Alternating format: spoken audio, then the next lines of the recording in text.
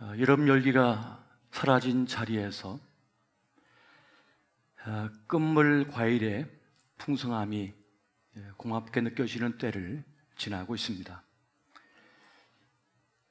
가을이 오는 길목에서 무심코 지나쳤던 시간들을 돌아보니 보이지 않는 주님의 손길이 함께하고 계셨음을 깨닫는 때를 좀 살아가고 있습니다. 지금 힘겨운 때를 만나 벼랑 끝 위태로운 형편 속에 있는 분들, 그렇다 하더라도 구원의 하나님께서 함께하고 계심을 믿으시기 바랍니다. 주님께서는 결코 우리를 포기하시거나 버리지 아니하시고 함께하여 주실 것입니다. 지금 도쿄에서는 패럴림픽이 진행되고 있습니다. 다양한 장애를 가진 이들이 그동안 갈고 닦은 기량들을 구슬땀을 흘리며 그렇게 펼치고 있습니다. 메달권에 가까이 다가갔던 소식도 들려오고 안타깝게도 중도에 포기해야 하는 그런 상황을 맞은 일도 있는 것을 보게 됩니다.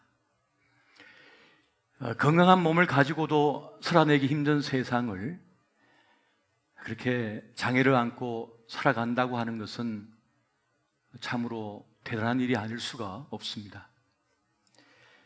불편한 몸으로 태어났든지 원치 않은 질병이나 사고로 인하여 장애를 입었든지 우리는 그분들의 아픔을 다 알 길이 없습니다. 수 없는 밤을 절망과 아픔 속에서 고통의 터널을 지나며 그 장애를 자기의 삶의 조건으로 받아들였다고 하는 것은 대단한 존재 용기가 아닐 수가 없습니다. 그 자체만으로도 우리는 박수를 보낼 수 있어야 하겠습니다. 조그만 일에도 비명부터 지르는 버릇이 있는 우리에게 그분들의 도전과 삶은 우리의 삶을 다시 한번 되돌아보게 하고 있습니다. 지금 우리는 낙심할 일이 많은 때를 살아가고 있습니다. 국어 사전에 보면 이 낙심이라고 하는 말이 바라던 일이 이루어지지 아니하여 마음이 상한 것이다 라고 정의를 내리고 있습니다. 떨어질 마음 심자를 쓰고 있는 이 낙심은 말 그대로 마음이 땅에 떨어진 것이죠. 이렇게 상처 입고 깨진 상태, 이것이 바로 낙심의 마음이 되겠습니다. 시련의 때에 힘겨운 일을 만난 것도 힘든데 우리를 더 괴롭히는 것은 사실 이 낙심하는 마음이 되겠습니다. 사람이 낙심을 하게 되면 낙담을 하게 됩니다. 낙담을 하게 되면 삶의 의미와 가치를 잃게 됩니다. 상실하게 됩니다. 그렇게 되면 사랑하는 일을 포기하게 되고 하던 일을 멈추게 되며 자기 삶을 포기하는 지경에까지 이르는 것을 보게 됩니다. 스티브 블레스 증후군이라고 하는 것이 있습니다. 스티브 블레스 증후군이라고 하는 것이 있는데 이것은 투수가 어느 날 갑자기 이 스트라이크 존에 공을 던지지 못하는 것을 말합니다. 스티브 블레스라고 하는 사람이 있었어요. 이 야구 선수는 대단한 전성기를 보내고 있었습니다. 그런데 어느 날 갑자기 이 스트라이크 존에 공을 던지지 못하게 되는 겁니다. 엉뚱한 곳에 공을 던지는 거예요. 사실은 그의 팀 동료 중에 아주 친했던 사람이 있었습니다. 어떻게 보면 정신적 지주라고 얘기할 만한 동료였는데 그가 어느 날 갑자기 사고로 세상을 떠나게 됩니다. 그 충격 이후에 갑작스럽게 그는 존재의 용기를 잃어버립니다. 공을 던질 수가 없는 것이에요. 그래서 정밀 검사를 몇 차례나 해봅니다. 그리고 정신과 진료를 계속 받습니다. 그러나 회복이 되지 않아서 결국은 야구를 그만두게 되었습니다. 야구뿐만 아니라 골프나 축구나 배구나 체조, 수영 등에도 이와 유사한 현상이 있습니다. 그것을 입스라고 합니다. 이번 도쿄 올림픽 때 미국 체조 선수 가운데 올린 보그라고 하는 여자 기계 체조 1인자가 있습니다. 지난 세계 선수권이나 대회에서 모든 금메달을 싹쓸이했던 선수였습니다. 그런데 이번 도쿄 올림픽 때 중도에 포기를 하고 맙니다. 그래서 사람들은 말합니다. 금메달 따지 못할 것 같으니까 도망친 거 아니냐라고 수많은 비난의 말을 던졌습니다. 그러나 그가 그런 말을 합니다. 나는 아무것도 힘을 낼 수가 없어요.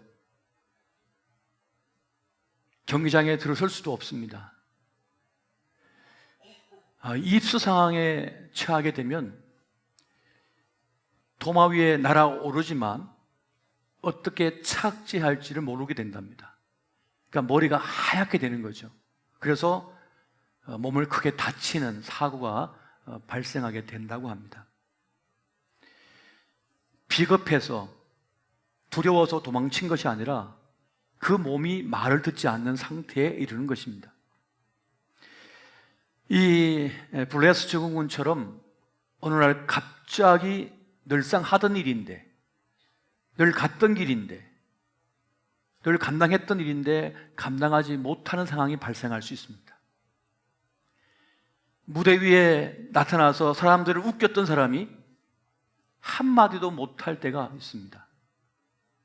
심장이 쿵쾅거려서 길을 나서지도 못할 때가 있습니다. 어떤 때는 의자에서 일어서지도 못하는 상황이 오기도 합니다.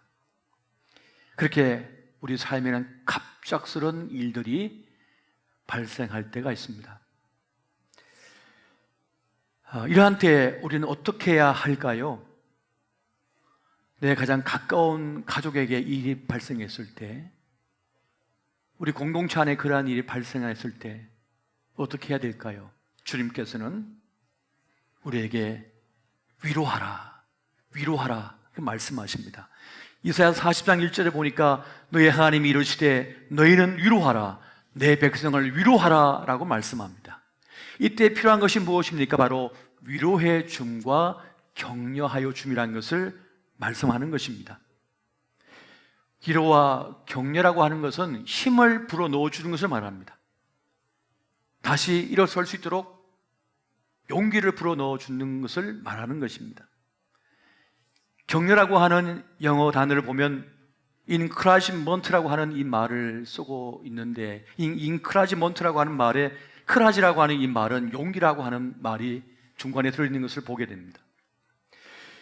그러니까 격려라고 하는 것은 우리 안에 다시 용기를, 존재의 용기를 불어넣는 것이라는 것을 말하는 것입니다.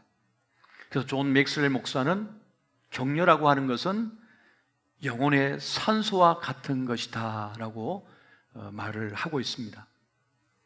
그래서 사도 바울도 우리가 서로 사랑과 선행을 격려해야 한다 이렇게 말씀해 주고 있어요. 히브리서 10장 24절 보니까 서로 돌아보아 사랑과 선행을 격려하며 라고 말씀하는 것입니다.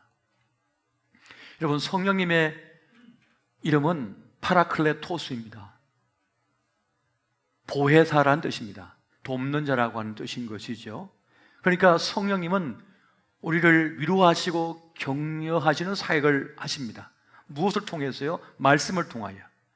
말씀의 빛을 우리에게 비춰줌으로 우리로 하여금 다시 용기를 내게 하고 일어서게 만드십니다. 또 누군가 선한 만남을 통하여 누군가를 만나게 하심으로 그를 통하여 다시 위로 얻고 용기를 얻도록 하시는 사역을 성령께서 하시는 것입니다.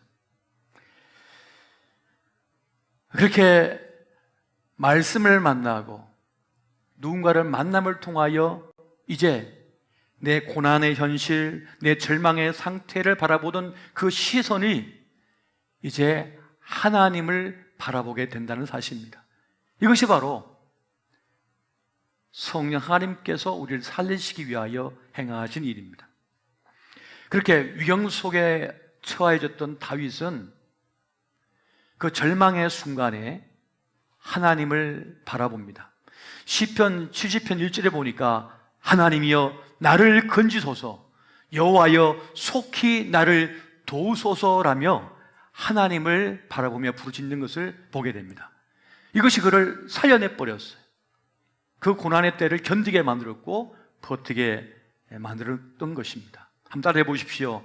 하나님이여 나를 건지소서, 하나님이여 나를 도우소서. 고난과 절망의 현실 속에서 세상을 바라보는 것이 아니라, 사람을 바라보는 것이 아니라, 내 절망의 상태를 바라보는 것이 아니라 주님을 바라볼 때에 살아날 수 있다고 하는 사실을 오늘 성경은 우리에게 말씀해 주고 있는 것입니다. 오늘 본문의 말씀은 또한 우리에게 맡겨진 사명이 있다 이렇게 말씀합니다. 그것은 선을 행하는 것입니다. 갈라디아서 우리 6장 9절 10절 말씀을 같이 한번 보겠습니다. 자, 시작. 우리가 선을 행하되 낙심하지 말지니 포기하지 아니하면 때가 이름에 거두리라. 그러므로 우리는 기회 있는 대로 모든 이에게 착한 일을 하되 더욱 믿음의 가정들에게 할지니라. 아멘. 우리가 선한 일, 착한 일을 하도록 부름을 받았는데 그 선한 일, 착한 일이 무엇입니까? 바로 낙심한 이들이 하나님을 바라보도록 하는 것. 이것이 오늘 우리에게 맡겨진 소명이라는 것입니다. 사실 낙심은 무서운 것입니다. 낙심은 치명적인 것입니다. 지난 저의 30, 40대는 이 젊은 청년들과 함께 살아온 세월이었습니다. 수많은 이들의 신앙과 믿음을 일으키고 세례를 주고 그들을 십자가 병사로 세워내는 것이었고 또 그들의 아픔과 슬픔을 위로한 일이었습니다. 제 기억에 남는 한 형제가 있습니다.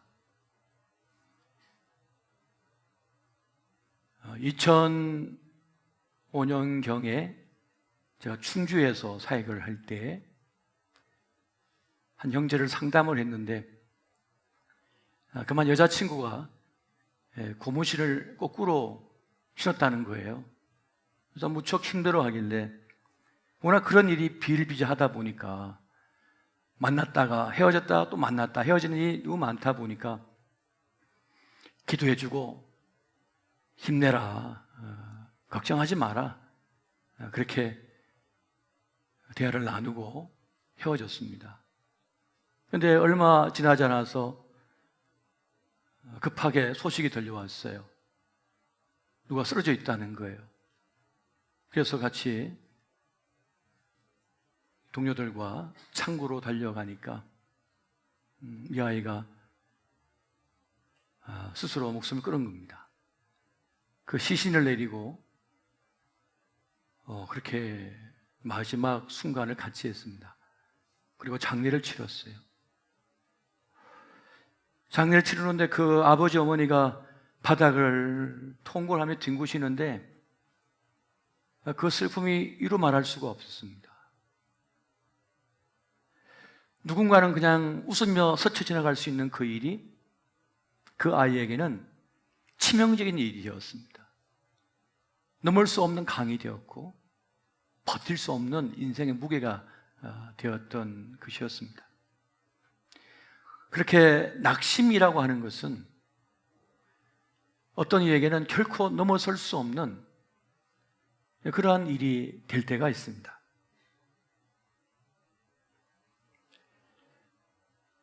이러한 낙심의 무서움 속에 주님께서 우리에게 소명의 길을 부탁하셨습니다. 그것은 어려운 때를 당한 이들이 자기 삶을 스스로 포기하지 않도록 붙들어 주라는 것입니다. 위로해 주고 격려해 주라는 것입니다. 지금 피투성이라 할지라도 살아날 수 있다.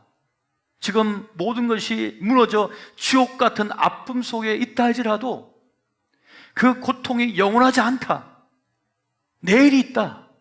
지금 캄캄한 어둠이라 할지라도 광명한 아침이 반드시 온다라고 하는 이 사실을 알려주고 그 아픔을 위로해주는 그 소명이 있다는 것을 지금 우리에게 말씀해주고 있는 것입니다.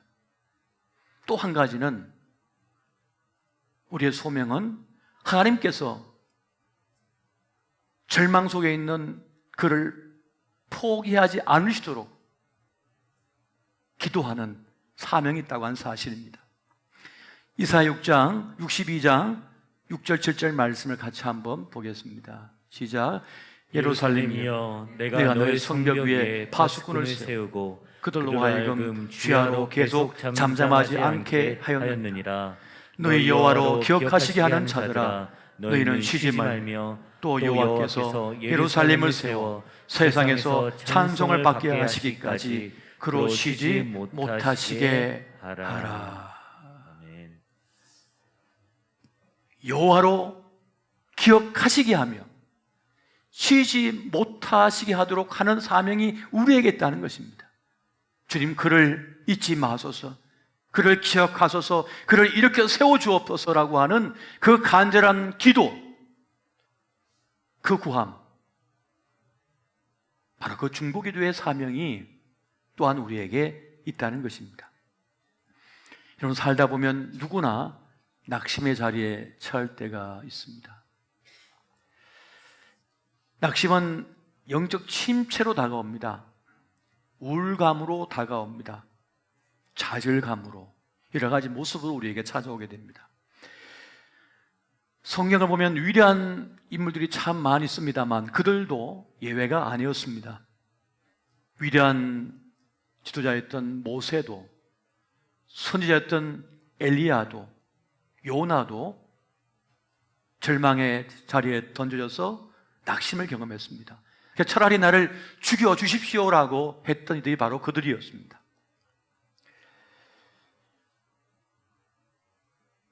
낙심의 자리에 있을 때, 또 낙심의 자리에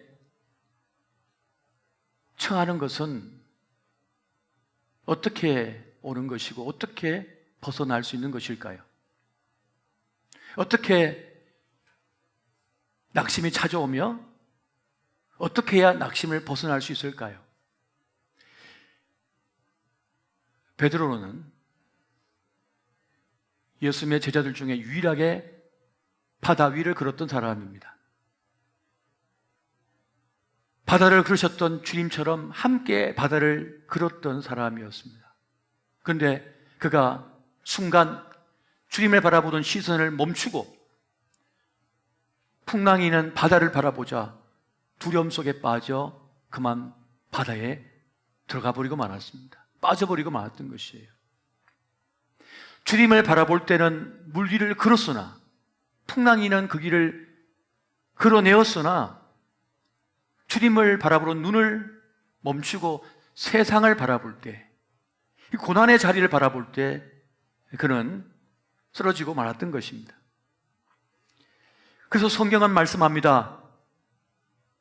믿음의 주여 온전케 하신 이인 예수를 바라보라. 주님을 바라보라고 말씀해 주고 있습니다. 여러분, 고난만 바라볼 때, 실패한 자리만 바라볼 때, 결과만 바라볼 때, 세상만 바라볼 때 우리는 낙심할 수밖에 없고 절망할 수밖에 없는 것입니다. 믿음의 깊이는 어떠한 상황에서라도 주님을 바라보는 시선을 놓치지 않는 것입니다. 할렐루야. 어떠한 형편과 어떤 상황에 있다 할지라도 주님을 바라보는 그 시선을 놓치지 않으시기를 예수 이름으로 축원드립니다. 여러분, 믿음의 눈으로 주님을 바라볼 때 우리의 영적인 눈이 열립니다. 그래서 눈에 보이지 않던 주님의 손길이 느껴집니다. 모든 것을 합력하여 선을 이루시는 그 하나님의 일하심을 깨닫게 됩니다. 내 생각대로, 내 계획대로 되지 않았지만은 하나님의 뜻대로 이루어져 가고 있음을 알게 됩니다. 그래서 그 열패감에서, 실망감에서 벗어날 수가 있게 되어지는 것입니다. 내가 다 망쳐놓았어요. 내가 실수한 거예요. 하지만 악이라도 선으로 바꾸어 내시는 하나님의 일하심을 깨닫게 되고 보게 될 때 우리는 낙심을 이길 수가 있다는 것입니다. 제가 한 번은 동물의 세계를 보았는데요, 딱따구리가 높은 산, 고목이 있는 곳에서 딱딱딱 하면서 뭘 파고 있는 거예요. 두드리고 있어요. 뭘 저렇게 열심히 하나 하고 보겠는데 이 카메라맨이 줌으로 이게 당겨서 보여줍니다. 그랬더니 그 고목에 열매가, 도토리가 빼곡히 박혀 있는 거예요. 한 수천 개가 수많은 나무에 다 박혀 있는 거예요. 꼭대기까지.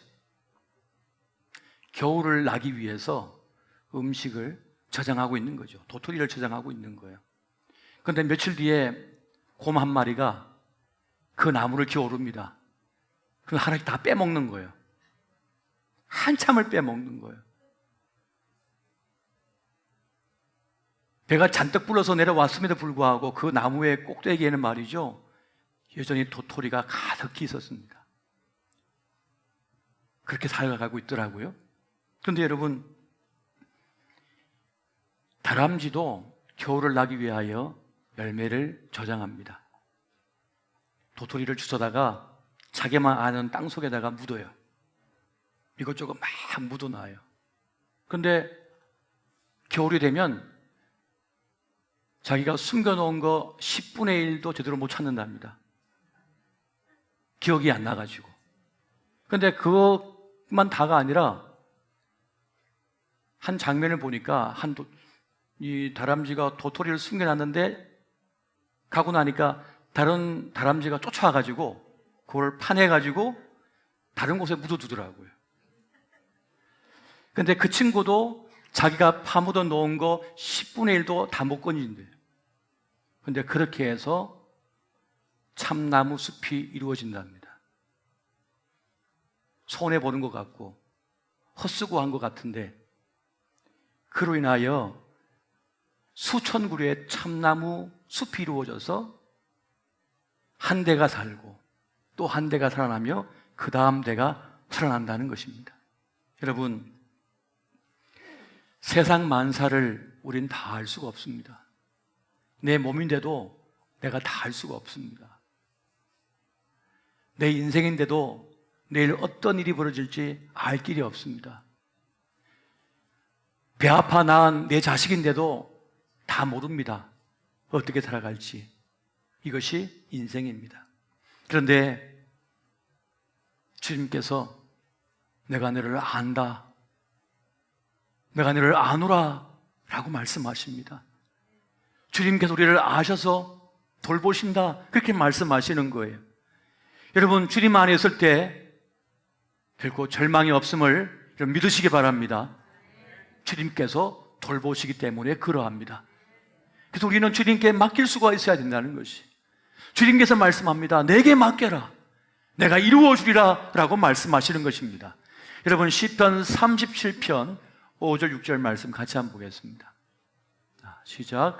내 길을 여호와께 맡기라. 그를 의지하면 그가 이루시고 내 의를 빛같이 나타내시며 내 공의를 정오의 빛같이 하시리로다. 아멘. 아멘이십니까? 주님께 맡기십시오. 주님께 맡기면 지금은 보이지 않아요. 어떻게 일어갈지 알 길이 없어요. 하지만 하나님께서 손대시면 오묘한 섭리 가운데 그 인생의 길을 열어가시고 인도하십니다. 지금 당장은 죽을 것 같아요. 끝장난 것 같아요. 그런데 그 자리에서 소망의 빛을 비춰주시고 새로운 살 길을 열어내시는 분이 하나님이십니다. 여러분, 그렇게 우리는 주님을 바라보아야 하며 주님께 나올 수 있어야 되고 맡길 수가 있어야 되는데, 그 주님을 바라보고 맡기고 의지하는 자리가 바로 예배의 자리입니다. 여러분, 예배의 자리는 세상을 향하여 달려가던 발걸음 멈추고 주님께 나와 주님께 내 인생을 맡기는 시간입니다. 맡겨야만 참된 안식을 누릴 수가 있는 것입니다. 세상을 벗어나 은혜의 보좌 앞에 나와 주님께 나를 맡기는 그 자리가 예배의 자리요, 그 예배의 자리를 통하여 우리는 다시 살아날 존재의 용기를 얻으며 살 힘을 얻게 되는 것입니다. 그래서 사단은 예배를 방해합니다. 예배를 허무하게 만들어버려요. 예배를 의미 없는 것으로 느끼게 만들어버립니다. 하나님의 은총의 빛 아래에 나아가야 되는데 그 은총의 빛 아래에 나아가지 못하게 방해를 해요. 여러분, 우리는 예배의 자리에서 복음의 빛, 말씀의 빛을 받게 됩니다. 그 빛이 무슨 의미가 있겠나 생각할 수 있어요. 그러나 여러분, 한번 곰곰이 생각해 보십시오. 우리는 풀을 아무리 먹어도 별 영향이 없습니다만 풀을 먹는 소나 하마는 그 풀새끼만 먹는데 몸이 산더미 같이 커져요. 근육이 단단해요. 어떻게 가능합니까? 햇빛이 그 풀을 비추고 채소를 비출 때 그것이 영양 가득한 것으로 바뀌어지게 됩니다. 그리고 동물들은 그것을 영양가 있는 것을 만들어내는 효소가 몸 안에 있어요. 어떻게 먹고 사나 싶은데 그렇게 만들어버립니다. 하나님의 섭리가 있다는 것입니다. 그것처럼 우리가 주님의 은총의 빛 아래, 복음의 빛 아래, 말씀의 빛 아래에 나아가면 그 빛을 비출 때에 우리가 살아나는 역사를 경험하게 되는 것입니다. 할렐루야. 고린도후서 4장 4절 말씀 보면 이렇게 말씀합니다. 그중에 이 세상의 신이 믿지 않은 자들의 마음을 혼미하게 하여 그리스도의 영광의 복음의 광채가 비치지 못하게 함이니, 사단은 우리가 살아나는 것을 원치 않기 때문에 그 복음의 빛, 복음의 광채가 비치지 못하도록 방해를 합니다. 그래서 예배 자리에 못 나가게 막아버리는 거예요. 여러분, 예배를 통해서 무슨 일이 일어나게 되는 것일까요? 그 복음의 빛, 말씀 빛이 비춰지게 되면 그 말씀은 살리는 영이기 때문에 영혼을 가진 인간을 살려내게 되는 것입니다. 요한복음 6장 63절 말씀 같이 보겠습니다. 시작.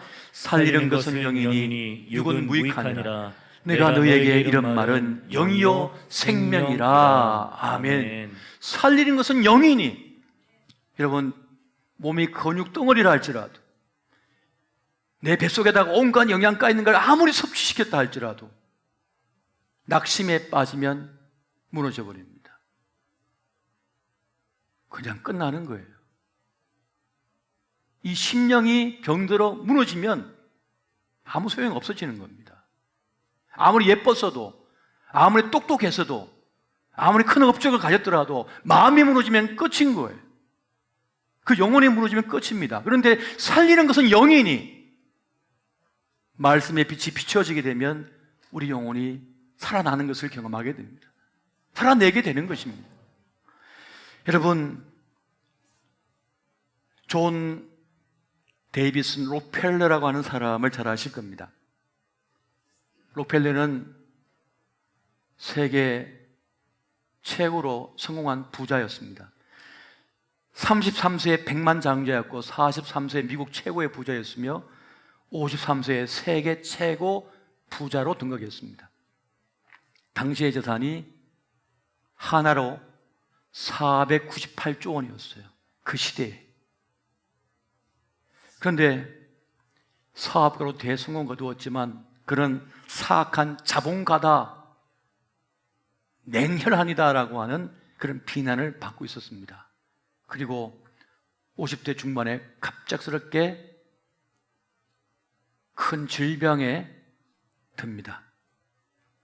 알로피시라고 하는 병에 걸려서 소화를 시킬 수가 없어요. 밥을 먹을 수가 없어요. 잠을 잘 수가 없어요. 몸에 있는 모든 털이 빠져버려요. 그리고 근육이 위축되면서 점점 쪼그라들어갔습니다. 그때 그의 영적 지도자였던 프레드릭 게이츠 목사가 찾아와서 그렇게 말합니다. 돈의 눈덩이에 가족이 깔려 죽지 않고자 한다면 재단을 세워서 불우한 이들, 국가가 감당하지 못한 형편 속에 있는 이 사회적 부조리 때문에 고통받는 이들을 돌보라 라고 하는 메시지를 줍니다. 그래서 록펠러 재단을 세워서 그 재산을 나누는데 모든 에너지를 쏟게 됩니다. 얼마나 큰 부자였는지 그냥 가만히 앉아 있어도 하루에 재산이 수백 그냥 조금씩 일어나는 거예요. 끝도 없이 일어나는 겁니다. 그래서 재단을 세워서 록펠러 재단을 세웠을 뿐만 아니라 센터와 도서관, 고원, 교회, 미국뿐만 아니라 제3세계에도 계속해서 그것을 설립했습니다. 그런데 놀랍게도 그에게 기적이 일어납니다. 54세에 죽는다던 그 사람이 98세까지 살게 되었습니다. 여러분, 복음의 빛은, 말씀의 빛은 사람의 마음을 바꾸어 버립니다. 생각을 바꾸고 삶을 바꾸어 버립니다. 그리고 그것이 그를 살려냅니다. 이것이 하나님께서 행하시는 방식이에요. 행하시는 일입니다. 하나님께서는 낙심에 빠진 우리를 그렇게 예배의 자리, 말씀의 자리, 기도의 자리, 영적인 자리를 통하여 주의 광명빛을 비춰주심으로 살려내듯 지금 상처 있고 주저앉은 그들을 살려내기를 원하십니다. 그리고 그 일에 우리가 함께 하기를 원하십니다. 갈라디아서 6장 2절 보니까 이렇게 말씀합니다. 너희가 짐을 서로 지라. 그리하면 그리스도의 법을 성취하리라. 한번 따라해 보십시오. 짐을 서로 지라. 그리하여 그리스도의 법을 성취하라. 그리스도의 법이 뭡니까? 십자가 짐을 통하여 생명을 살려내는 것입니다. 그건 사랑의 법입니다. 우리가 누군가의 짐을 서로 무거운 짐을 지고 쓰러진 그들을 그 짐을 가벼이 덜어주고 함께 할 때 그도 살지만 나도 사는 거예요. 나도 사는 거예요. 이것이 하나님의 방식이에요. 나만 사는 것이 아니라 나도 힘겹지만 누군가를 끌어내어 줄 때 나도 같이 사는 것, 이것이 하나님의 방식입니다. 어떤 분들은 아프간 난민들이 진천에 오니까 이제 큰일 났다고 우리 세금으로 다 백신 주사하고 먹을 거 주고 직장 주고 집 주고 할 거 아니냐, 다 우리 세금 아니냐, 손해 아니냐, 되게 테러하면 어떻게 하냐 라고 염려하며 배척하는 마음을 가진 분도 있을 것입니다. 근데 그것은 그리스도의 법이 아닙니다. 우리 또한 오래전에 다 난민이었습니다. 난민 아니었던 일이 없습니다. 그래서 주님께서 말씀합니다. 너희가 나그네였던 때를 기억하라. 고아와 가부와 나그네를 대접하라. 내가 갚아주리라. 주님께서 말씀하셨습니다. 여러분, 낙심을 이기고 싶으십니까? 그렇다면 그리스도의 법을 성취하시고 주의 부르심 앞에 나아가십시오. 그 선한 일을 행할 때에 머지않아 그 열매를 거두게 될 것인데, 그 열매는 그도 살리고 나도 사는 그 역사를 누리게 된다는 것입니다. 할렐루야! 그렇게 주의 부르심 앞에 나아가 낙심을 이기고 또 나도 살고 또 누군가도 살려내는 그 은혜의 사람 되시기를 예수 이름으로 축원드립니다.